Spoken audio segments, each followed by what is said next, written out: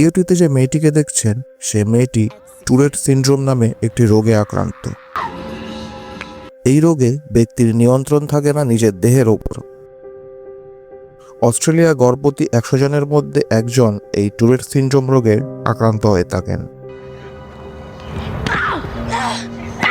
Bianca সেজ তাদের মধ্যে একজন।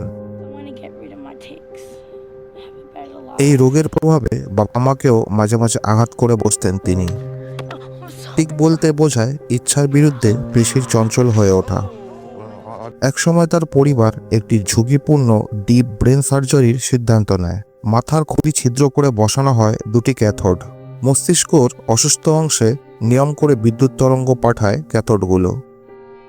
ধীরে ধীরে সুস্থ হতে শুরু করেন বিয়াঙ্কা, কিন্তু ক্যাথোডের কারণে ইনফেকশন দেখা দেয় তার মস্তিষ্কে।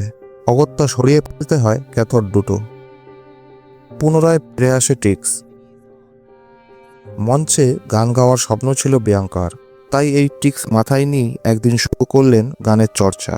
যেদিন তিনি প্রথমবার মঞ্চে ওঠেন, অদ্ভুতভাবে একবারও তার টিক্স হয়নি। এমন একটি দিন স্বপ্নেও কল্পনা করেননি বিয়াঙ্কা। সেদিন প্রথমবারের মতো টিক্স নিয়ন্ত্রণ করেছিলেন তিনি। আজকের বিয়াঙ্কা।